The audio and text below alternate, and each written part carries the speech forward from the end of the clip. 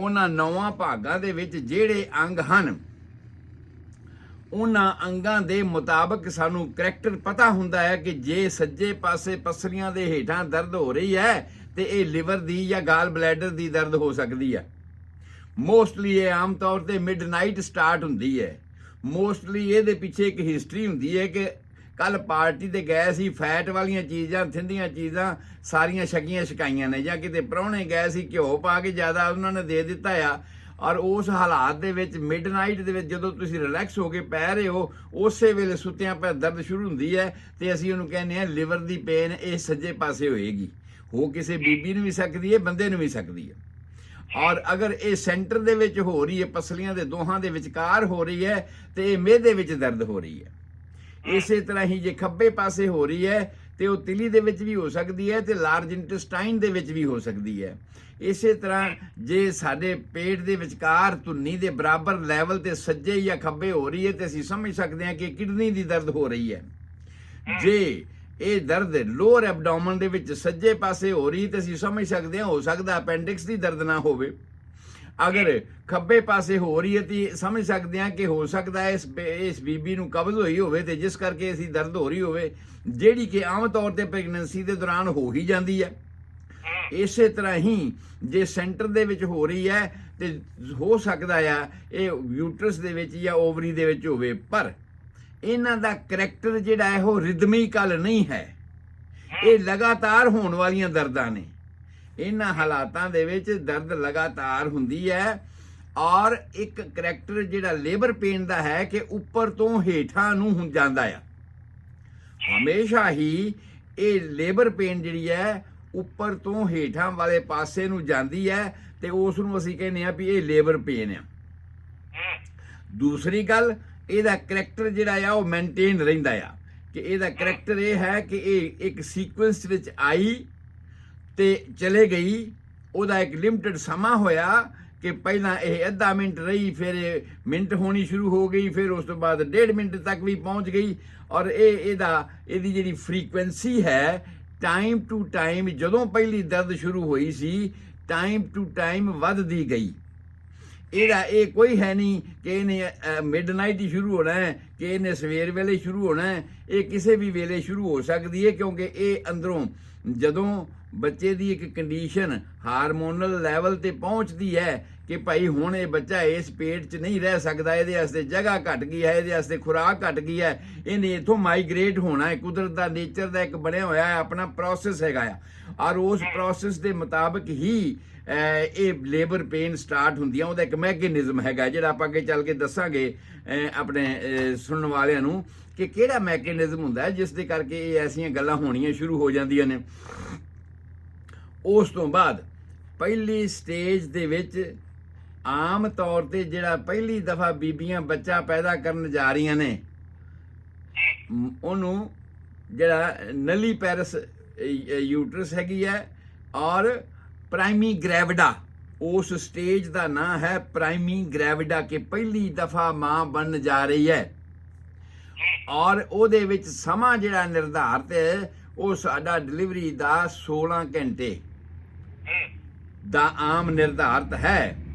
ਅਗਰ ਇਹਦੀ ਹਰੇਕ ਸਟੇਜ ਜਿਹੜੀ ਮੈਂ ਦੱਸਣੀ ਹੈ, ਪਹਿਲੀ ਸਟੇਜ ਹੈਗੀ ਹੈ ਇੰਨੇ ਸਮੇਂ ਦੀ, ਜੇ ਇਸ ਸਮੇਂ ਦੇ ਵੱਧ ਸਮਾਂ ਲੱਗ ਰਿਹਾ ਆ ਤੇ ਸਾਨੂੰ ਉਹ ਕੰਪਲੀਕੇਸ਼ਨਾਂ ਨੋਟ ਕਰਨ ਦੀ ਲੋੜ ਹੈ, ਵਾਚ ਕਰਨ ਦੀ ਲੋੜ ਹੈ, ਜਿਨ੍ਹਾਂ ਨੂੰ ਮੈਂ ਟਾਈਮ ਟੂ ਟਾਈਮ ਇੱਥੇ ਪ੍ਰੋਗਰਾਮਾਂ 'ਚ ਦੱਸਣਾ ਆ ਵੀ ਕੰਪਲੀਕੇਸ਼ਨ ਕੀ ਹੋ ਸਕਦੀ ਹੈ ਪਹਿਲੀ ਸਟੇਜ ਦੇ ਵਿੱਚ।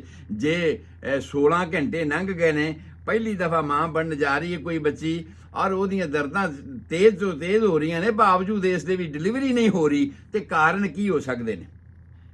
ਇਹ ਸਾਰੀਆਂ ਗੱਲਾਂ ਅਸੀਂ ਇਸ ਜਿਹੜੀ ਸਟੇਜ ਆ, ਇਹਦੀ ਪਹਿਲੀ ਸਟੇਜ ਦੇ ਵਿੱਚ ਜਿਹੜੀਆਂ ਕੰਪਲੀਕੇਸ਼ਨਾਂ ਨੇ ਉਹਦੇ ਬਾਰੇ ਕਰਨੀ ਹੈ। ਉਸ ਤੋਂ ਬਾਅਦ ਜਦੋਂ ਇਹ ਦਰਦਾਂ ਪੂਰੀ ਫੁੱਲ ਸਪੀਡ ਤੇ ਆਣੀਆਂ ਸ਼ੁਰੂ ਹੋ ਜਾਂਦੀਆਂ ਨੇ, ਉਸ ਵੇਲੇ ਇੱਕ ਤਾਂ ਵਜਾਈਨਲ ਏਰੀਏ ਦੇ ਵਿੱਚੋਂ ਇੱਕ ਸਕਰੀਸ਼ਨ ਨਿਕਲਣਾ ਸ਼ੁਰੂ ਹੋ ਜਾਂਦਾ ਹੈ, ਇੱਕ ਮਵਾਦ ਨਿਕਲਣਾ ਸ਼ੁਰੂ ਹੋ ਜਾਂਦਾ ਆ, ਜਿਹਨੂੰ ਅਸੀਂ ਸ਼ੋ ਕਹਿੰਦੇ ਆ, SHOW, ਸ਼ੋ। ਉਸ ਸ਼ੋ ਦੇ ਵਿੱਚ ਕੀ ਹੁੰਦਾ ਹੈ ਕਿ ਬਲੱਡ ਹੁੰਦਾ ਆ, ਮਿਊਕਸ ਹੁੰਦਾ ਹੈ। ਆਮ ਤੌਰ ਤੇ ਇਹ ਉਹ ਜਿਹੜੀਆਂ ਪ੍ਰਾਇਮਰੀ ਗ੍ਰੈਵਿਡਾ ਹਨ, ਜਿਹੜੀਆਂ ਪਹਿਲੀ ਦਫਾ ਮਾਂ ਬਣਨ ਜਾ ਰਹੀਆਂ ਨੇ, ਉਹਨਾਂ ਦੇ ਕੰਡੀਸ਼ਨ ਦੇ ਵਿੱਚ ਐਸਾ ਹੁੰਦਾ ਆ। ਮਲਟੀ ਗ੍ਰੈਵਿਡਾ ਜਿਨ੍ਹਾਂ ਨੇ ਅੱਗੇ ਵੀ ਕਈ ਵਾਰ ਬੱਚੇ ਪੈਦਾ ਕਰੇ ਨੇ, ਉਹਨਾਂ ਦੇ ਵਿੱਚ ਇਸ ਤਰ੍ਹਾਂ ਦੀ ਕੋਈ ਸੰਭਾਵਨਾ ਬਹੁਤੀ ਨਹੀਂ ਹੁੰਦੀ, ਕੋਈ ਕਾਰਨ ਐਸੇ ਨਹੀਂ ਹੁੰਦੇ। ਪਰ ਜਿਹਨੇ ਪਹਿਲੀ ਦਫਾ ਬੱਚਾ ਜੰਮਣਾ ਆ, ਉਹਦੇ ਵਿੱਚ ਇਹ ਜਿਹੜੀ ਸ਼ੋਅ ਵਾਲੀ ਕੰਡੀਸ਼ਨ ਹੈ ਇਹ ਆਮ ਤੌਰ ਤੇ ਲਾਜ਼ਮੀ ਹੋ ਜਾਂਦੀ ਹੈ, ਕਿਉਂਕਿ ਅੰਦਰ ਦੀਆਂ ਜਿਹੜੀਆਂ ਮਾਸਪੇਸ਼ੀਆਂ ਨੇ, ਜਿਵੇਂ ਹੀ ਹੈਡ ਪ੍ਰੈਸ ਕਰਦਾ ਹੈ ਉੱਪਰ ਤੋਂ, ਤੇ ਜਿਹੜਾ ਬੱਚੇਦਾਨੀ ਦੀ ਸਰਵਿਕਸ ਹੈਗੀ ਹੈ, ਹੇਠਾਂ ਵਾਲਾ ਹਿੱਸਾ ਹੈਗਾ ਆ, ਉਹਦੇ ਵਿੱਚ ਮਿਊਕਸ ਭਰੀ ਹੁੰਦੀ ਹੈ। ਉਹਦੇ ਵਿੱਚ ਮਿਊਕਸ ਭਰੀ ਹੋਣ ਕਰਕੇ ਉਹ ਮਿਊਕਸ ਸਿਰ ਪ੍ਰੈਸ ਕਰਦਾ ਹੈ ਤੇ ਉਹ ਬਾਹਰ ਨਿਕਲਦੀ ਹੈ। ਜਦੋਂ ਉਹ ਪ੍ਰੈਸ ਕਰਦਾ ਸਿਰ, ਤੇ ਉਹਦੇ ਨਾਲ ਜਿਹੜੇ ਉਹਦੇ ਲਾਈਨਿੰਗ ਹੈ ਉਸ ਬੱਚੇਦਾਨੀ ਦੀ ਸਰਵਿਕਸ ਦੀ, ਉਹ ਵੀ ਛਿੱਲੀ ਜਾਂਦੀ ਹੈ। ਦੂਸਰੀ ਗੱਲ, ਵਜਾਈਨਲ ਏਰੀਆ ਦੇ ਵਿੱਚ ਵੀ ਇੰਨੀ ਸਪੇਸ ਨਹੀਂ ਹੁੰਦੀ ਕਿ 4 ਇੰਚ ਦਾ ਡਾਇਆਮੀਟਰ ਵਾਲਾ ਸਿਰ ਉਹਦੇ ਵਿੱਚ ਪਾਸ ਕਰ ਸਕੇ, ਪਰ ਇਹ ਇਲਾਸਟਿਕ ਮਸਲਸ ਦੀ ਬਣੀ ਹੋਈ ਹੈ। ਇਹਨੇ ਵੀ ਉਸੇ ਮੁਤਾਬਕ ਫੈਲਣਾ ਹੈ ਜਿਵੇਂ ਜਿਵੇਂ ਕੋਈ ਚੀਜ਼ ਇਹਦੇ ਵਿੱਚ ਆਉਂਦੀ ਹੈ। ਜੇ ਸਿਰ ਆਇਆ ਹੈ ਤੇ ਉਸ ਤੋਂ ਬਾਅਦ ਇਹਨੇ ਫੈਲਣਾ ਹੈ, ਪਰ ਉਸ ਫੈਲਾਓ ਦੇ ਨਾਲ ਉਹ ਜਿਹੜੀਆਂ ਮਾਸਪੇਸ਼ੀਆਂ ਹਨ ਉਹਦੇ ਅੰਦਰ ਦੀਆਂ, ਉਹਨਾਂ ਦੇ ਵਿੱਚ ਲੈਸਰੇਸ਼ਨ ਆ ਸਕਦੀ ਹੈ, ਖਿੱਲਿਆ ਜਾ ਸਕਦਾ, ਪੰਜਾਬੀ 'ਚ ਕਹਿ ਲਓ। ਸੋ ਇਹ ਆਮ ਤੌਰ ਤੇ ਪਹਿਲੇ ਸਟੇਜ ਦੀਆਂ ਜਿਹੜੀਆਂ ਸਾਡੀਆਂ ਨਿਸ਼ਾਨੀਆਂ ਨੇ ਉਹ ਹੋਣੀਆਂ ਚਾਹੀਦੀਆਂ ਨੇ ਕਿ 12 ਤੋਂ 16 ਘੰਟੇ ਦਾ ਸਮਾਂ ਲੱਗਦਾ ਆ। ਪਰ ਜੇ 12 ਤੋਂ 16 ਘੰਟੇ ਤੋਂ ਵੱਧ ਸਮਾਂ ਹੈ ਤੇ ਕੋਈ ਨਾ ਕੋਈ ਕੰਪਲਿਕੇਸ਼ਨ ਹੈਗੀ ਹੈ। ਪਰ ਜੇ ਨਾਰਮਲ ਸਮਾਂ ਵੀ ਹੈਗਾ ਤੇ ਉਹਦੇ ਵਿੱਚ ਇਹ ਜਿਹੜੀਆਂ ਕੰਡੀਸ਼ਨਾਂ ਹਨ ਇਹ ਸਾਡੇ ਸਾਹਮਣੇ ਆਉਣੀਆਂ ਸ਼ੁਰੂ ਹੋ ਜਾਂਦੀਆਂ ਨੇ। ਉਸ ਤੋਂ ਬਾਅਦ ਮਾਂ ਦੇ ਪਲਸ ਰੇਟ ਵਿੱਚ ਫਰਕ ਆਣਾ ਸ਼ੁਰੂ ਹੋ ਜਾਂਦਾ ਹੈ। ਥੋੜੀ ਜੀ ਪਲਸ ਰੇਟ ਵੱਧ ਜਾਂਦਾ ਹੈ, ਥੋੜਾ ਜਿਹਾ ਬਲੱਡ ਐਂਗਜ਼ਾਇਟੀ ਸਮਝ ਲਓ। ਜਿਨ੍ਹਾਂ ਨੇ ਮਲਟੀ ਗ੍ਰੈਵਿਡਾ ਨੇ ਉਹਨਾਂ ਨੂੰ ਕੋਈ ਇੰਨੀ ਬਹੁਤੀ ਐਂਗਜ਼ਾਇਟੀ ਤਾਂ ਨਹੀਂ ਹੁੰਦੀ। ਜੇ ਕੋਈ ਕੰਪਲਿਕੇਸ਼ਨ ਨਾ ਹੋਵੇ ਤਾਂ, ਕੰਪਲਿਕੇਸ਼ਨ ਆਪਾਂ ਦੱਸਾਂਗੇ ਕੀ ਹੋ ਸਕਦੀਆਂ ਨੇ, ਪਰ ਜੇ ਕੰਪਲਿਕੇਸ਼ਨ ਨਾ ਹੋਵੇ ਤੇ ਉਹਨਾਂ ਨੂੰ ਕੋਈ ਇੰਨੀ ਬਹੁਤੀ ਵੱਡੀ ਐਂਗਜ਼ਾਇਟੀ ਨਹੀਂ ਹੁੰਦੀ ਜਿੰਨੀ ਪ੍ਰਾਇਮਰੀ ਗ੍ਰੈਵਿਡਾ ਨੂੰ ਹੁੰਦੀ ਹੈ। ਪਹਿਲੀ ਦਫਾ ਜਿਹੜੀਆਂ ਮਾਂ ਬਣਨ ਜਾ ਰਹੀਆਂ ਨੇ ਉਹਨਾਂ ਦਾ ਪਲਸ ਰੇਟ ਵੀ ਵੱਧ ਜਾਂਦਾ ਆ, ਉਹਨਾਂ ਦੇ ਬਲੱਡ ਪ੍ਰੈਸ਼ਰ ਦੇ ਵਿੱਚ ਵੀ ਥੋੜਾ ਜਿਹਾ ਫਰਕ ਅੰਤਰ ਆ ਜਾਂਦਾ ਹੈਗਾ, ਔਰ ਕਈਆਂ ਨੂੰ 1 ਡਿਗਰੀ ਟੈਂਪਰੇਚਰ ਦੇ ਵਿੱਚ ਵੀ ਫਰਕ ਆ ਜਾਂਦਾ ਹੈ। ਸਾਹ ਥੋੜੇ ਜਿਹੇ ਤੇਜ਼ ਚੱਲਣੇ ਸ਼ੁਰੂ ਹੋ ਜਾਂਦੇ ਆ। ਸੋ ਇਹ ਸਾਰੀਆਂ ਗੱਲਾਂ ਹੋਣੀਆਂ ਸ਼ੁਰੂ ਹੋ ਜਾਂਦੀਆਂ। ਸੋ ਪਹਿਲੀ ਪੋਜੀਸ਼ਨ ਜਿਹੜੀ ਸਟਾਰਟ ਹੁੰਦੀ ਹੈ, ਪਹਿਲੀ ਦਰਦ ਤੋਂ ਲੈ ਕੇ 12 ਤੋਂ 16 ਘੰਟੇ ਲੱਗਦੇ ਆ। ਕਰੈਕਟਰ ਉਹਦਾ ਇਹ ਹੈ ਕਿ ਉਹ ਉੱਪਰ ਤੋਂ ਹੇਠਾਂ ਵੱਲ ਪਾਸੇ ਜਾਂਦੀਆਂ ਨੇ। ਜਦੋਂ ਦਰਦ ਹੁੰਦੀ ਹੈ ਉਸ ਵੇਲੇ ਬੱਚੇਦਾਨੀ ਵਾਲਾ ਜਿਹੜਾ ਉੱਪਰ ਵਾਲਾ ਫੰਡਸ ਪੇਟ ਦੇ ਵਿੱਚ ਅਸੀਂ ਹੱਥ ਲਾ ਕੇ ਵੇਖਦੇ ਹਾਂ ਨਾ, ਫੰਡਸ ਨੂੰ ਵੇਖਦੇ ਹਾਂ, ਮਹਿਸੂਸ ਕਰਦੇ ਹਾਂ, ਉਸ ਵੇਲੇ ਉਹ ਫੰਡਸ ਹਾਰਡ ਹੁੰਦਾ ਆ। ਪਰ ਮੰਨ ਲਿਆ ਜੇ ਦਰਦ ਕਬਜ਼ ਦੀ ਹੋ ਗਈ ਜਾਂ ਦਰਦ ਕਿਸੇ ਹੋਰ ਕਾਰਨ ਵਾਸਤੇ ਹੋ ਗਈ ਤਾਂ ਉਸ ਦਰਦ ਦੇ ਨਾਲ ਯੂਟਰਸ ਦਾ ਜਿਹੜਾ ਫੰਡਸ ਹੈ ਜਿਹਦੇ ਵਿੱਚ ਬੱਚਾ ਲਪੇਟਿਆ ਹੋਇਆ ਮਾਂ ਦੇ ਪੇਟ ਦੇ ਵਿੱਚ, ਉਹ ਹਾਰਡ ਨਹੀਂ ਹੋਏਗਾ। ਕਰੈਕਟਰ ਸਾਨੂੰ ਪਤਾ ਲੱਗ ਗਿਆ ਭਈ ਜੇ ਦਰਦ ਦੇ ਨਾਲ ਬੱਚੇਦਾਨੀ ਵਾਲਾ ਉਹ ਏਰੀਆ ਫੰਡਸ ਜਿਹੜਾ ਸਾਨੂੰ ਦਿਖਾਈ ਦੇ ਰਿਹਾ ਥੋੜਾ ਜਿਹਾ ਮਾਸ ਪੇਟ ਦੇ ਵਿੱਚ, ਉਹ ਹਾਰਡ ਹੋ ਰਿਹਾ ਆ, ਔਰ ਜਿਵੇਂ ਹੀ ਦਰਦ ਤੇਜ਼ ਹੁੰਦੀ ਉਵੇਂ ਹੋਰ ਹਾਰਡ ਹੁੰਦਾ ਜਾ ਰਿਹਾ ਹੈ ਔਰ ਹੇਠਾਂ ਵਾਲੇ ਪਾਸੇ ਨੂੰ ਜਾ ਰਿਹਾ, ਉੱਪਰ ਫੇਫੜਿਆਂ ਤੱਕ ਚੜਿਆ ਆਇਆ ਸੀਗਾ, ਜਿੱਥੇ ਪਸਲੀਆਂ ਸੀ ਉੱਥੋਂ ਤੱਕ ਗਿਆ ਆਇਆ ਸੀਗਾ, ਔਰ ਉਹ ਹੇਠਾਂ ਵਾਲੇ ਪਾਸੇ ਜਾਣਾ ਸ਼ੁਰੂ ਹੋ ਗਿਆ ਆ। ਤਾਂ ਇਹ ਇੱਕ ਨਾਰਮਲ ਇੰਡੀਕੇਸ਼ਨ ਹੈ ਕਿ ਅਸਲ ਲੇਬਰ ਪੇਨ ਸਟਾਰਟ ਹੋ ਗਈ ਹੈ। ਔਰ ਲੇਬਰ ਪੇਨ ਪਹਿਲੀ ਸਟੇਜ ਦੀ ਸ਼ੁਰੂਆਤ ਪਹਿਲੀ ਦਰਦ ਤੋਂ ਲੈ ਕੇ 4 ਫਿੰਗਰ ਡਾਇਲੇਟੇਸ਼ਨ ਤੱਕ ਅਸੀਂ ਨਾਰਮਲ ਸਮਝਦੇ ਹਾਂ। 4 ਇੰਚਸ 4 ਫਿੰਗਰ ਡਾਇਲੇਟੇਸ਼ਨ ਨੂੰ ਤੁਸੀਂ ਐਂ ਦੱਸ ਸਕਦੇ ਹੋ ਕਿ ਡਾਇਲੇਟੇਸ਼ਨ ਤੱਕ ਇਹ ਸਾਡਾ ਜਦੋਂ ਇਹ ਸਟੇਜ ਪਹੁੰਚਦੀ ਹੈ ਤੇ ਉਸ ਵੇਲੇ ਅਸੀਂ ਸਮਝਦੇ ਹਾਂ ਕਿ ਪਹਿਲੀ ਸਟੇਜ ਜਿਹੜੀ ਹੈ ਇਹ ਠੀਕ ਹੋ ਗਈ। ਉਸ ਸਮੇਂ ਦੇ ਵਿੱਚ ਅਸੀਂ ਡਾਇਗਨੋਸਿਸ ਇਹਦਾ ਕਰ ਲਿਆ ਵੀ ਹਾਂ ਇਹ ਲੇਬਰ ਪੇਨ ਸਹੀ ਹੈ। ਬਾਕੀ ਅੰਗਾਂ ਦੀਆਂ ਜਿਵੇਂ ਦਰਦਾਂ ਦਾ ਮੈਂ ਨਾਂ ਲਿਆ ਆ ਉਸ ਟਾਈਪ ਦੀਆਂ ਇਹ ਦਰਦਾਂ ਨਹੀਂ ਹੈਗੀਆਂ। ਇਹ ਦਰਦ ਅਸਲ ਲੇਬਰ ਪੇਨ ਦੀ ਹੈ, ਪ੍ਰੈਗਨੈਂਸੀ ਦੀ ਹੀ ਹੈ, ਔਰ ਡਿਲੀਵਰੀ ਹੋਣ ਦਾ ਸਮਾਂ ਆ ਗਿਆ ਹੈਗਾ। ਸੋ ਉਸ ਮੁਤਾਬਕ ਜਦੋਂ ਅਸੀਂ ਪ੍ਰੀਕਾਸ਼ਨ ਕਰਨੇ ਨੇ ਤਾਂ ਸੋ ਪਹਿਲੇ ਪ੍ਰੀਕਾਸ਼ਨਸ ਦੇ ਵਿੱਚ ਇਹ ਆਉਂਦਾ ਕਿ ਮੈਨੇਜਮੈਂਟ ਕਿਵੇਂ ਕਰਨਾ। ਅਸੀਂ ਉਸ ਹਾਲਾਤ ਦੇ ਵਿੱਚ ਡਾਕਟਰ ਨੇ ਚੈੱਕਅਪ ਕੀ ਕਰਨਾ ਹੈ ਜਾਂ ਉਹ ਬੀਬੀਆਂ ਭੈਣਾਂ ਨੇ ਇਸ ਤਰ੍ਹਾਂ ਦੀ ਪ੍ਰੀਕਾਸ਼ਨ ਵਾਲੀ ਗੱਲ ਕੀ ਕਰਨੀ ਹੈਗੀ ਹੈ। ਉਹ ਪਹਿਲੀ ਗੱਲ ਤਾਂ ਇਹ ਹੈ ਕਿ ਇਸ ਸਟੇਜ ਦੇ ਵਿੱਚ ਫੀਟਲ ਹਾਰਟ ਸਾਊਂਡ, ਬੱਚੇ ਦੇ ਹਾਰਟ ਦੀ ਮੂਵਮੈਂਟ ਜਾਂ ਬੱਚੇ ਦੇ ਹਾਰਟ ਦੀ ਧੜਕਣ, ਇਹ 2 ਚੀਜ਼ਾਂ ਸਾਨੂੰ ਨੋਟ ਕਰਨ ਦੀ ਲੋੜ ਆ। ਕਈ ਹਾਲਾਤਾਂ ਦੇ ਵਿੱਚ ਜੇ ਅੰਬਲਾਈਕਲ ਕਾਰਡ ਛੋਟੀ ਹੋਵੇ ਉਹਦੀਆਂ ਪ੍ਰੋਬਲਮਸ ਹੋਣ, ਅੰਬਲਾਈਕਲ ਕਾਰਡ ਵੱਡੀ ਹੋਵੇ, ਗਲੇ 'ਚ ਵਲੀ ਗਈ ਹੋਵੇ, ਖਿੱਚ ਪੈਣ ਨਾਲ ਬੱਚੇ ਦੇ ਵਿੱਚ ਰੈਸਟਲੈਸਨੈਸ ਜ਼ਿਆਦਾ ਹੋ ਜਾਂਦੀ ਹੈ ਤੇ ਬੱਚੇ ਦੀ ਮੂਵਮੈਂਟ ਜਿਹੜੀ ਹੈ ਉਹ ਜ਼ਿਆਦਾ ਇੱਕਦਮ ਤੜਫਣ ਵਰਗੀ ਹੋ ਜਾਂਦੀ ਹੈ। ਔਰ ਇਸੇ ਤਰ੍ਹਾਂ ਹੀ ਜਿਹੜਾ ਉਹਦਾ ਪੈਲਪੀਟੇਸ਼ਨ ਦਾ ਰੇਟ ਆ ਉਹ ਵੀ ਜ਼ਿਆਦਾ ਵਧਣਾ ਸ਼ੁਰੂ ਹੋ ਜਾਂਦਾ ਆ। ਪਰ ਜੇ ਗਲਾ ਘੁੱਟਿਆ ਗਿਆ ਹੋਵੇ ਤੇ ਪੈਲਪੀਟੇਸ਼ਨ ਉਹਦਾ ਘਟ ਵੀ ਸਕਦਾ ਹੈਗਾ। ਮਾਂ ਦੀ ਜਨਰਲ ਕੰਡੀਸ਼ਨ ਦੇ ਵਿੱਚ ਸਾਨੂੰ ਉਸ ਵੇਲੇ ਪਹਿਲੀ ਸਟੇਜ ਦੀ ਗੱਲ ਕਰ ਰਿਹਾ ਮੈਂ, ਸਿਰਫ ਪਹਿਲੀ ਸਟੇਜ ਦੇ ਵਿੱਚ ਸਾਨੂੰ ਇਹ ਚਾਹੀਦਾ ਆ ਕਿ ਉਸ ਵੇਲੇ ਮਾਂ ਦੀ ਆਂਤੜੀਆਂ ਨੂੰ ਸਾਫ਼ ਕੀਤਾ ਜਾਵੇ। ਜੇ ਅਨੀਮੇ ਦੀ ਲੋੜ ਪਵੇ ਤੇ ਅਨੀਮਾ ਵੀ ਸੌਫਟ ਸੋਪ ਦਾ ਅਨੀਮਾ ਜਿਹੜਾ ਹੈ ਉਹ ਕੀਤਾ ਜਾ ਸਕਦਾ ਹੈ, ਤਾਂ ਕਿ ਬੱਚੇਦਾਨੀ ਨੂੰ ਹੇਠਾਂ ਬੱਚਾ ਡਿਲੀਵਰ ਕਰਨ ਵਾਸਤੇ ਸਪੇਸ ਹੋਰ ਮਿਲ ਜਾਵੇ, ਜਗ੍ਹਾ ਵਾਧੂ ਮਿਲ ਜਾਵੇ। ਇਸ ਕਰਕੇ ਰੈਕਟਮ ਦੇ ਵਿੱਚ ਅਗਰ ਮਲ ਭਰਿਆ ਹੋਏਗਾ ਤੇ ਫਿਰ ਉਹਨੂੰ ਸਪੇਸ ਨਹੀਂ ਹੋਏਗੀ, ਡਿਲੀਵਰੀ ਵਿੱਚ ਕੰਪਲਿਕੇਸ਼ਨ ਡਿਲੇ ਹੋ ਸਕਦਾ ਹੈਗਾ। ਸੋ ਉਸ ਡਿਲੇ ਨੂੰ ਅਵਾਇਡ ਕਰਨ ਵਾਸਤੇ ਇਹ ਜ਼ਰੂਰੀ ਆ ਕਿ ਅਸੀਂ ਉਸ ਵੇਲੇ ਜਿਹੜਾ ਹੈਗਾ ਅਨੀਮਾ ਕਰ ਲਿਆ ਜਾਵੇ। ਦੂਸਰੀ ਗੱਲ, ਬਲੈਡਰ ਬੱਚੇਦਾਨੀ ਦੇ ਅਗਲੇ ਪਾਸੇ ਲੱਗਾ। ਜੇ ਬਲੈਡਰ ਭਰਿਆ ਹੋਇਆ ਤੇ ਬਲੈਡਰ ਟਾਈਟ ਹੋਵੇਗਾ, ਉਹਨੇ ਵੀ ਆਪਣੀ ਸਪੇਸ ਲੈਣੀ ਹੈ। ਇਸ ਕਰਕੇ ਜ਼ਰੂਰ ਬੜੀਆਂ ਰਲਦੀਆਂ ਮਿਲਦੀਆਂ ਜੀਆਂ ਗੱਲਾਂ ਨੇ, ਕੋਈ ਬਹੁਤਾ ਯਾਦ ਕਰਨ ਵਾਲੀ ਗੱਲ ਨਹੀਂ। ਇਹ ਆਮ ਸਧਾਰਨ ਗੱਲਾਂ ਨੇ, ਸਮਝ ਕੇ ਭਈ ਜੇ ਬਲੈਡਰ ਨੇ ਥੋੜੀ ਜਿਹੀ ਥਾਂ ਲੈ ਲਈ, ਉਹਦੇ 'ਚ ਪਿਸ਼ਾਬ ਜ਼ਿਆਦਾ ਹੋਇਆ ਤੇ ਬਲੈਡਰ ਟਾਈਟ ਹੋ ਗਿਆ, ਇੱਕ ਤਾਂ ਦਰਦ ਹੋਏਗੀ। ਜਿੰਨਾ ਟਾਈਟ ਹੋਏਗਾ ਉਹਦੇ ਯੂਰਿਨ ਜ਼ਿਆਦਾ ਭਰਿਆ ਹੋਏਗਾ, ਨਿਕਲ ਰਿਹਾ ਨਹੀਂ, ਕਿਉਂਕਿ ਬੱਚੇ ਦਾ ਅੱਗੇ ਸਿਰ ਬੱਚੇ ਦਾ ਆ ਕੇ ਫਸ ਗਿਆ ਉਹਨਾਂ ਪਿਊਬਿਕ ਹੱਡੀਆਂ ਦੇ ਵਿੱਚ। ਜਿਹੜੀ ਸਾਡੀ ਸੰਫਾਈਸਿਸ ਪਿਊਬਿਕ ਸਾਹਮਣੇ ਵਾਲੀ ਹੱਡੀ ਹੈ, ਜਿੱਥੇ ਅਸੀਂ ਬੈਲਟ ਦਾ ਬੰਨ੍ਹਦੇ ਹਾਂ ਤੇ ਬੱਕਲ ਆਉਂਦਾ ਸਾਡਾ, ਉਸ ਥਾਂ ਤੇ ਜਿਹੜੀ ਸੰਫਾਈਸਿਸ ਪਿਊਬਿਕ ਹੱਡੀ ਹੈ, ਬੱਚੇ ਦਾ ਸਿਰ ਤਾਂ ਉੱਥੋਂ ਤੱਕ ਪਹੁੰਚ ਗਿਆ ਹੈ। ਔਰ ਜੇ ਬਲੈਡਰ ਅਗਲੇ ਪਾਸੇ ਹੋਇਆ ਤੇ ਉਹ ਵੀ ਭਰਿਆ ਹੋਇਆ ਤੇ ਉਹਨੇ ਵੀ ਸਪੇਸ ਲੈਣੀ ਹੈ। ਸੋ ਇਹ ਇੱਕ ਪ੍ਰੀਕਾਸ਼ਨ ਦੇ ਤੌਰ ਤੇ ਹੈਗਾ ਆ ਕਿ ਜਦੋਂ ਡਿਲੀਵਰੀ ਹੋਣ ਵਾਲੀ ਹੋਵੇ, ਫਸਟ ਸਟੇਜ ਹੈਗੀ ਹੈ ਲੇਬਰ ਦੀ, ਔਰ ਲੇਬਰ ਪੇਨ ਜਿਹੜੀਆਂ ਨੇ ਅਸੀਂ ਡਾਇਗਨੋਸ ਕਰ ਲੀਆਂ ਨੇ ਕਿ ਨਾਰਮਲ ਲੇਬਰ ਪੇਨ ਹੋ ਰਹੀਆਂ ਨੇ, ਉਹਦੇ ਵਿੱਚ ਜੋ ਕੁਝ ਹੋਣਾ ਚਾਹੀਦਾ ਹੈ ਉਹ ਉਹਦੇ ਮੁਤਾਬਕ ਹੀ ਚੱਲ ਰਿਹਾ ਹੈ। ਪਲਸ ਦਾ ਜਾਂ ਬੀਪੀ ਦਾ ਜਾਂ ਟੈਂਪਰੇਚਰ ਦਾ ਜਾਂ ਉਹਦੀ ਫ੍ਰੀਕੁਐਂਸੀ ਰਿਕਰੈਂਸ ਜਿਹੜੀ ਹੈ ਅਸੀਂ ਨੋਟ ਕਰ ਲਈ ਹੈ ਕਿ ਬਿਲਕੁਲ ਸਹੀ ਲੇਬਰ ਪੇਨ ਵਾਲੀ ਹੀ ਹੈਗੀ ਹੈ। ਤਾਂ ਉਸ ਹਾਲਾਤ ਦੇ ਵਿੱਚ ਬੱਚੇ ਨੂੰ ਚੈੱਕ ਕਰਨਾ ਬਹੁਤ ਜ਼ਰੂਰੀ ਹੈ ਕਿ ਬੱਚੇ ਦਾ ਹਾਰਟ ਰੇਟ ਜਿਹੜਾ ਹੈ, ਅਸੀਂ ਆਮ ਸਟੈਥੋਸਕੋਪ ਲਾ ਕੇ ਪੇਟ ਦੇ ਉੱਪਰੋਂ ਚੈੱਕ ਕਰਦੇ ਹਾਂ, ਇਹ ਕਰਨਾ ਬਹੁਤ ਜ਼ਰੂਰੀ ਹੈ। ਉਸ ਤੋਂ ਬਾਅਦ ਮਾਂ ਦਾ ਵੀ ਚੈੱਕਅਪ ਕਰਨਾ ਜ਼ਰੂਰੀ, ਉਹਦੇ ਹਾਲਾਤ ਨੂੰ, ਉਹਦੀ ਐਂਗਜ਼ਾਇਟੀ ਨੂੰ। ਕਈ ਵਾਰ ਆਮ ਲੋਕ ਸੈਡੇਟਿਵ ਵਗੈਰਾ ਇਸ ਕੰਡੀਸ਼ਨ ਦੇ ਵਿੱਚ ਦੇ ਦਿੰਦੇ ਨੇ, ਪਰ ਯਾਦ ਰਹੇ ਐਂਟੀ ਸਪਾਜ਼ਮੋਡਿਕ ਤੇ ਸੈਡੇਟਿਵ ਦੋਹਾਂ ਦੇ ਵਿੱਚ ਅੰਤਰ ਹੈ। ਸਪਾਜ਼ਮ ਨੂੰ ਰੋਕਣ ਵਾਲੀ ਕੋਈ ਚੀਜ਼ ਅਸਾਂ ਇਸ ਪਹਿਲੀ ਸਟੇਜ ਵਿੱਚ ਨਹੀਂ ਦੇਣੀ। Pain killer, light pain killer ਤੁਸੀਂ ਇਸ ਵੇਲੇ ਦੇ ਸਕਦੇ ਹੋ ਤਾਂ ਕਿ ਉਹਦੀ ਜਿਹੜੀ ਫਸਟ ਟਾਈਮ ਮਾਂ ਬਣਨ ਜਾ ਰਹੀ ਹੈ, ਉਹਦੀ ਕੋਈ ਜਿਹੜੀ ਐਂਗਜ਼ਾਇਟੀ ਹੈ, ਮਾਨਸਿਕ ਪਰੇਸ਼ਾਨੀ ਹੈਗੀ ਹੈ ਉਹਨੂੰ ਉਸ ਵੇਲੇ ਹੋ ਰਹੀ, ਉਹ ਉਹਦੀ ਥੋੜੀ ਜਿਹੀ ਦੂਰ ਹੋ ਜਾਵੇ।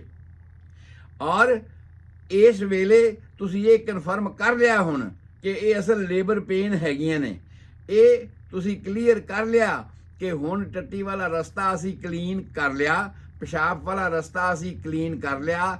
ਐਡਵਾਈਜ਼ੇਬਲ ਇਹ ਹੁੰਦਾ ਕਿਉਂਕਿ ਉਦੋਂ ਮਾਂ ਹਾਲੇ ਮੂਵ ਕਰ ਰਹੀ ਹੁੰਦੀ ਹੈ ਤੇ ਉਸ ਵੇਲੇ ਅਗਰ ਉਸ ਨੂੰ ਪਹਿਲਾਂ ਥੋੜੇ ਕੋਸੇ ਪਾਣੀ ਨਾਲ ਨਹਾ ਦਿੱਤਾ ਜਾਵੇ ਤੇ ਜ਼ਿਆਦਾ ਵਧੀਆ।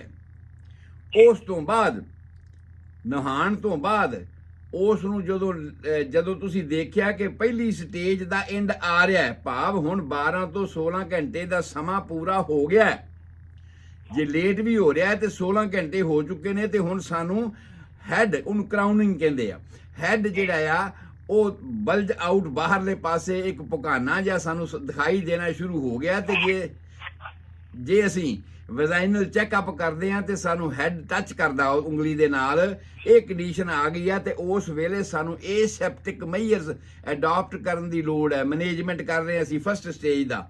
ਇਸ ਸਟੇਜ ਦੇ ਵਿੱਚ ਅਸੀਂ ਉਸ ਨੂੰ ਇਹ ਸੈਪਟਿਕ ਮੈਜਰਸ, ਤਾਂ ਕਿ ਬੱਚਾ ਜਦੋਂ ਵੀ ਹੋਣਾ ਹੈ ਉਹਨੂੰ ਕੋਈ ਬਾਹਰ ਦੀ ਸੈਪਟਿਕ ਨਾ ਹੋ ਜਾਵੇ, ਮਾਂ ਦੇ ਅੰਗਾਂ ਦੇ ਵਿੱਚੋਂ ਕੋਈ ਉਹਨੂੰ ਸੈਪਟਿਕ ਨਾ ਹੋ ਜਾਵੇ। ਇਸ ਕਰਕੇ ਪ੍ਰੀਕਾਸ਼ਨ ਦੇ ਤੌਰ ਤੇ ਅਸੀਂ ਆਮ ਤੌਰ ਤੇ ਕੀ ਕਰਦੇ ਹਾਂ ਕਿ ਜਿੰਨਾ ਵੀ ਉਹਦਾ ਥਾਈਜ਼ ਵਾਲਾ ਏਰੀਆ, ਪੱਟਾਂ ਵਾਲਾ ਏਰੀਆ, ਜਿੰਨਾ ਉਹਦਾ ਪੇਟ ਵਾਲਾ ਦਾ ਜੈਨੀਟਲ ਏਰੀਆ ਹੈਗਾ, ਉਸ ਸਾਰੇ ਨੂੰ ਇਹ ਸੈਪਟਿਕ ਸੋਲੂਸ਼ਨ ਦੇ ਨਾਲ, ਅੱਜ ਕੱਲ੍ਹ ਤਾਂ ਸੈਵਲੋਨ, ਡਿਟੋਲ ਵਗੈਰਾ ਬਹੁਤ ਸਾਰੀਆਂ ਚੀਜ਼ਾਂ ਆ ਗਈਆਂ ਨੇ, ਉਹਦੇ ਨਾਲ ਵਾਸ਼ ਕਰ ਦਿੰਦੇ ਆ ਤਾਂ ਕਿ ਕੋਈ ਇੱਥੋਂ ਦਾ ਜਰਾਸੀਮ ਕੋਈ ਬੱਚੇ ਨੂੰ ਅਟੈਕ ਨਾ ਕਰੇ ਜਦੋਂ ਉਹ ਬੱਚੇ ਦੀ ਡਿਲੀਵਰੀ ਹੋਵੇ। ਦੂਸਰੀ, ਉਸ ਵੇਲੇ ਹਾਲਾਤ ਦੇ ਵਿੱਚ ਅਸੀਂ ਇਹ ਵੇਖਣਾ ਹੁੰਦਾ ਹੈ, ਪਹਿਲੀ ਸਟੇਜ ਦੀ ਗੱਲ ਹੋ ਰਹੀ ਹੈ, ਦੂਸਰਾ ਅਸੀਂ ਇਹ ਵੇਖਣਾ ਹੁੰਦਾ ਆ ਵੀ ਕਿਤੇ ਪਲੇਸੈਂਟਾ ਪ੍ਰੀਵੀਆ ਦੇ ਸਾਈਨ ਤਾਂ ਨਹੀਂ ਹਨ। ਜਿਹੜਾ ਕੰਪਲੀਕੇਸ਼ਨ ਬਹੁਤ ਵੱਡੀ ਕੰਪਲੀਕੇਸ਼ਨ ਹੈ ਪਹਿਲੀ ਸਟੇਜ ਦੇ ਵਿੱਚ, ਹਾਲਾਂਕਿ ਅੱਜ ਕੱਲ੍ਹ ਅਸੀਂ ਡਿਵਾਈਸਿਸ ਇਸ ਤਰ੍ਹਾਂ ਦੀਆਂ ਆ ਗਈਆਂ ਕਿ ਉਹਨਾਂ ਨੂੰ ਪਹਿਲਾਂ ਹੀ ਚੈੱਕ ਕਰ ਲੈਂਦੇ ਹਾਂ। ਸਾਡੇ ਕੋਲ ਡਿਵਾਈਸਿਸ ਨੇ ਅਲਟਰਾਸਾਊਂਡ ਵਗੈਰਾ ਕਰਕੇ ਅਸੀਂ ਇਹ ਵੇਖ ਲੈਂਦੇ ਹਾਂ। ਮੈਂ ਪਲੇਸੈਂਟਾ ਪ੍ਰੀਵੀਆ ਦੀ ਗੱਲ ਆਪਣੇ ਪਾਠਕਾਂ ਨਾਲ ਸੁਣਨ ਵਾਲਿਆਂ ਨਾਲ ਸਾਰੇ ਨਾਲ ਕਰੀ ਸੀ ਕਿ ਪਲੇਸੈਂਟਾ ਪ੍ਰੀਵੀਆ ਉਹ ਕੰਡੀਸ਼ਨ ਹੈ ਜਦੋਂ ਬੱਚਾ ਫੈਲੋਪੀਨ ਟਿਊਬ 'ਚੋਂ ਆ ਕੇ ਬਲਾਸਟੋਸਿਸਟ ਦੇ ਰੂਪ ਵਿੱਚ ਮਾਂ ਦੇ ਪੇਟ ਵਿੱਚ ਲੱਗਣ ਲੱਗਦਾ ਆ, ਤੇ ਉਹ ਉੱਪਰ ਵਾਲੇ ਹਿੱਸੇ 'ਚ ਨਹੀਂ ਲੱਗਦਾ, ਬਿਲਕੁਲ ਹੇਠਾਂ ਬੱਚੇਦਾਨੀ ਦੇ ਖਿਸਕ ਜਾਂਦਾ ਆ, ਔਰ ਬੱਚੇਦਾਨੀ ਦੇ ਹੇਠਾਂ ਮੂੰਹ ਵਾਲੇ ਪਾਸੇ ਆ ਕੇ ਲੱਗਦਾ। ਕਈ ਵਾਰ ਤਾਂ ਪਾਰਸ਼ੀਅਲ ਹੁੰਦਾ ਹੈ, ਘੱਟ ਮੂੰਹ ਨੇ ਕਵਰ ਕੀਤਾ ਹੁੰਦਾ, ਤੇ ਕਈ ਵਾਰ ਸਾਰਾ ਮੂੰਹ ਹੀ ਉਹ ਕਵਰ ਕਰ ਲੈਂਦਾ। ਤੇ ਹੁਣ ਜੇ ਪਹਿਲੀ ਸਟੇਜ ਦੇ ਵਿੱਚ ਇਹ ਹੋਵੇ ਵੀ ਆਲ ਜਿਹੜੀ ਹੈ ਪਲੇਸੈਂਟਾ ਜਿਹੜਾ ਆ ਉਹ ਸਾਹਮਣੇ ਹੋਵੇ, ਤੇ ਉਸ ਵੇਲੇ ਤੇ ਬਹੁਤ ਮੁਸ਼ਕਲ ਹੋ ਜਾਏਗੀ ਨਾ। ਕੀ ਹੋਏਗਾ, ਪਲੇਸੈਂਟਾ ਪਹਿਲਾਂ ਆਉਣ ਦੀ ਕੋਸ਼ਿਸ਼ ਕਰੇਗਾ, ਉਸ ਹਾਲਾਤ ਦੇ ਵਿੱਚ ਬਲੀਡਿੰਗ ਪਹਿਲਾਂ ਹੋਣੀ ਸ਼ੁਰੂ ਹੋ ਜਾਏਗੀ, ਔਰ ਹੋ ਸਕਦਾ ਹੈ ਕਿ ਸਮਾਂ ਲੰਬਾ ਲੱਗ ਜਾਵੇ ਤੇ ਬੱਚੇ ਨੂੰ ਖੁਰਾਕ ਇਹ ਪਲੇਸੈਂਟਾ ਨਾ ਦੇ ਸਕੇ ਤੇ ਬੱਚੇ ਦੀ ਡੈਥ ਵੀ ਹੋ ਸਕਦੀ ਹੈ। ਇਸ ਕਰਕੇ ਇਸ ਸਟੇਜ ਵਿੱਚ ਸਾਨੂੰ ਫੇਰ ਕਨਫਰਮ ਕਰ ਲੈਣ ਦੀ ਲੋੜ ਆ ਕਿ ਉਹ ਜਿਹੜਾ ਪਲੇਸੈਂਟਾ ਤਾਂ ਪ੍ਰੀਵੀਆ ਨਹੀਂ ਹੈ।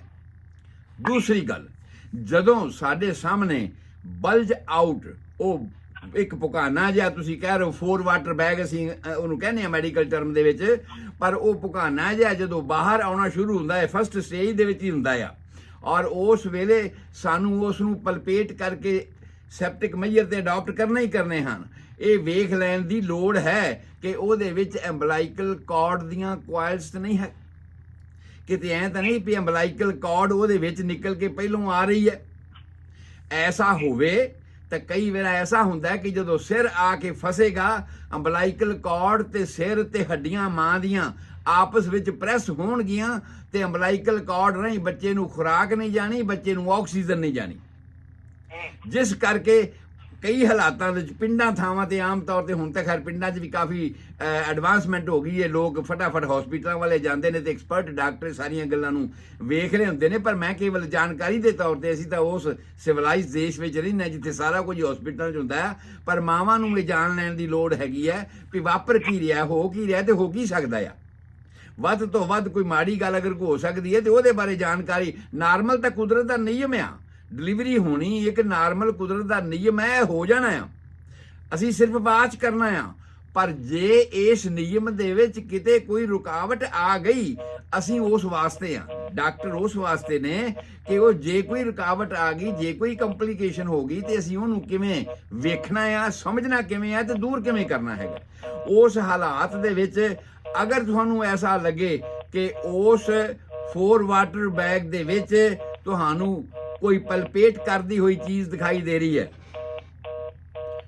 ਤਾਂ ਉਸ ਵੇਲੇ ਤੁਸੀਂ ਸ਼ਾਇਦ ਕਨੈਕਸ਼ਨ ਦਰਸ਼ਨ ਸਿੰਘ ਉਹਨਾਂ ਨਾਲ ਮੇਰਾ ਕੱਟਿਆ ਗਿਆ, ਮੈਂ ਇਸ ਗੱਲ ਨੂੰ ਪੂਰੀ ਕਰਾਂ, ਮੈਂ ਲੱਗਦਾ ਹੈ ਕਿ ਸ਼ਾਇਦ ਉਹਨਾਂ ਦਾ ਟਾਈਮ ਹੋ ਰਿਹਾ ਹੋਣਾ। ਖੈਰ, ਸੋ ਉਸ ਵੇਲੇ ਸਾਨੂੰ ਇਹ ਲੋੜ ਹੈ ਚੈੱਕ ਕਰ ਲੈਣ ਦੀ ਕਿ ਉਹਦੇ ਵਿੱਚ ਕੋਈ ਅੰਬਲਾਈਕਲ ਕਾਰਡ ਤਾਂ ਨਹੀਂ ਹੈਗੀ, ਜਿਹਦੇ ਵਿੱਚ ਤੁਸੀਂ ਟੱਚ ਕਰੋਗੇ ਤੇ ਉਹ ਪਲਪੇਸ਼ਨ ਉਹਦਾ ਹੋ ਰਿਹਾ ਹੋਏਗਾ।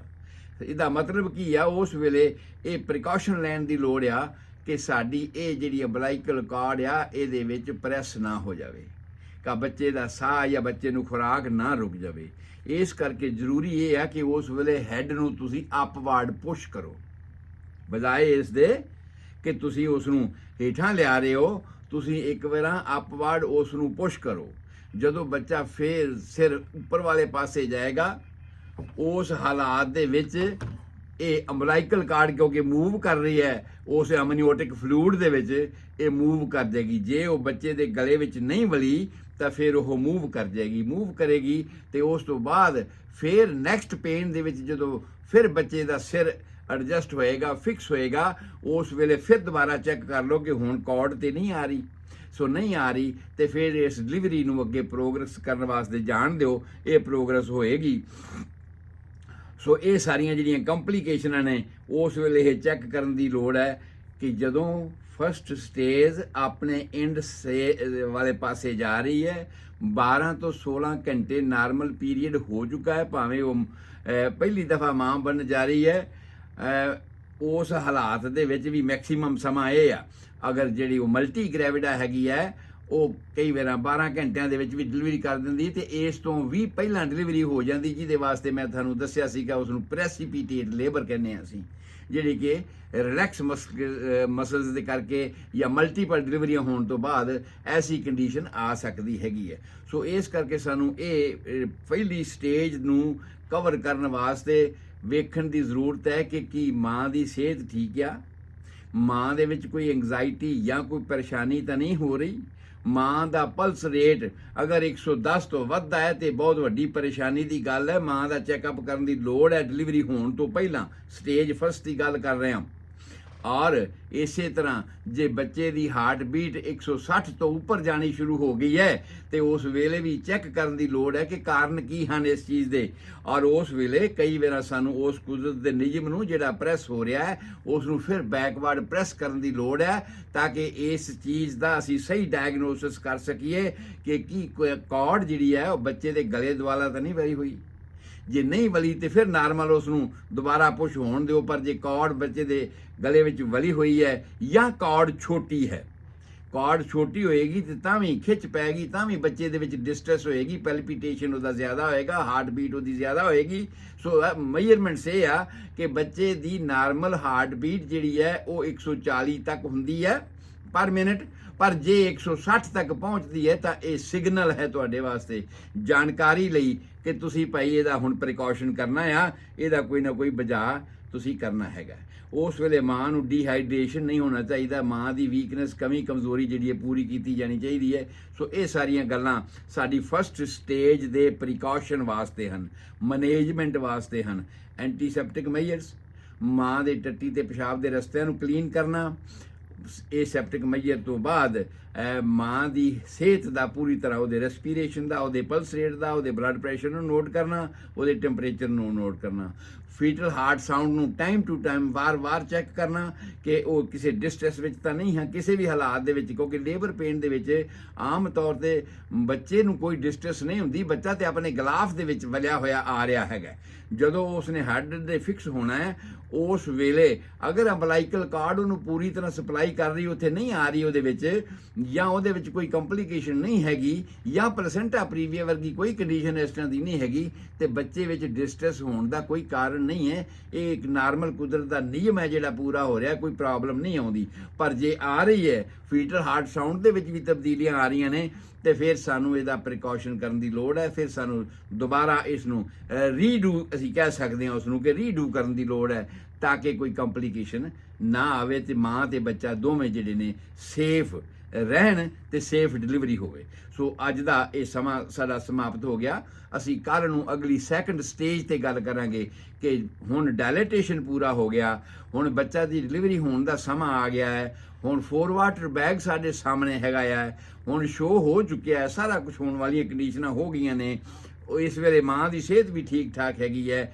ਸੋ ਉਸ ਹਾਲਾਤ ਨੂੰ ਵੇਖਦਿਆਂ ਹੋਇਆਂ ਡਿਲੀਵਰੀ ਨੇ ਪ੍ਰੋਗਰੈਸ ਕਰਨਾ ਹੈ, ਤੇ ਤੁਸੀਂ ਫਿਰ ਕੀ ਕਰਨਾ ਹੈ। ਸੈਕੰਡ ਸਟੇਜ ਜਿਹੜੀ ਹੈ ਉਹਦੀਆਂ ਨਿਸ਼ਾਨੀਆਂ ਕੀ ਹੋਣਗੀਆਂ, ਸੈਕੰਡ ਸਟੇਜ ਦੀਆਂ ਨਿਸ਼ਾਨੀਆਂ ਕਦੋਂ ਤੋਂ ਲੈ ਕੇ ਕਿੱਥੋਂ ਤੱਕ ਹੋਣਗੀਆਂ, ਇਸ ਨੇ ਟਾਈਮ ਪੀਰੀਅਡ ਕੀ ਲੈਣਾ ਹੈਗਾ ਆ, ਔਰ ਉਹਦਾ ਤੁਸੀਂ ਪ੍ਰੀਕਾਸ਼ਨ ਕੀ ਕਰਨਾ ਹੈ, ਤੁਸੀਂ ਬੰਦੋਬਸਤ ਕੀ ਕਰਨਾ ਹੈ, ਇਹਦੇ ਉੱਪਰ ਵਿਚਾਰ ਆਪਾਂ ਕਰਾਂਗੇ ਕੱਲ ਨੂੰ ਆਉਣ ਵਾਲੇ ਸਮੇਂ 'ਚ। ਮੈਂ ਗੁਰਦੀਪ ਸਿੰਘ ਸੰਧੂ ਤੁਹਾਡਾ ਹੋਮਿਓਪੈਥਿਕ ਕੰਸਲਟੈਂਟ ਤੁਹਾਡੀ ਸੇਵਾ 'ਚ ਹਾਜ਼ਰ ਹਾਂ। 7021 ਵਿਲੇਜ ਪਾਰਕ ਵੇ, ਡਬਲਿਨ, ਕੈਲੀਫੋਰਨੀਆ। ਮੇਰਾ ਫੋਨ ਨੰਬਰ 4086871899। ਕਿਸੇ ਵੀ ਵੇਲੇ ਕਿਸੇ ਵੀ ਹਾਲਾਤ ਬਾਰੇ ਸਮਝਣਾ ਚਾਹੁੰਦੇ ਹੋ, ਕੋਈ ਸਟੈਬਿਲਿਟੀ ਹੈ ਕਿ ਬੱਚਾ ਨਹੀਂ ਹੋ ਰਿਹਾ, ਨਾਰਮਲ ਗ੍ਰਿਸ ਲਾਈਫ ਚੱਲ ਰਿਹਾ ਹੈਗਾ, ਕੋਈ ਕੰਪਲਿਕੇਸ਼ਨਾਂ ਆ ਰਹੀਆਂ ਨੇ, ਡਾਕਟਰ ਵੀ ਇਹ ਕਹਿ ਰਹੇ ਨੇ ਕਿ ਸਾਰਾ ਕੁਝ ਹੀ ਨਾਰਮਲ ਹੈ, ਕਿਉਂਕਿ ਲੈਬ ਨੇ ਤੇ ਇਹੀ ਦੱਸਣਾ ਹੈ ਕਿ ਸਪਰਮ ਨਾਰਮਲ ਨੇ, ਮਾਂ ਦਾ ਹਾਲਾਤ ਦੱਸਣਾ ਹੈ ਕਿ ਹਾਰਮੋਨਲ ਲੈਵਲ ਉਹਦਾ ਨਾਰਮਲ ਹੈ, ਮੈਂਸਟਰੂਏਸ਼ਨ ਨਾਰਮਲ ਹੈ, ਪਰ ਫਿਰ ਵੀ ਕਈ ਇੱਕ ਐਸੇ ਹਾਲਾਤ ਹਨ ਜਿਹੜੇ ਬਰੀਕੀ ਵਾਲੇ ਹਨ, ਜਾਣਨ ਦੀ ਜ਼ਰੂਰਤ ਹੈਗੀ ਹੈ।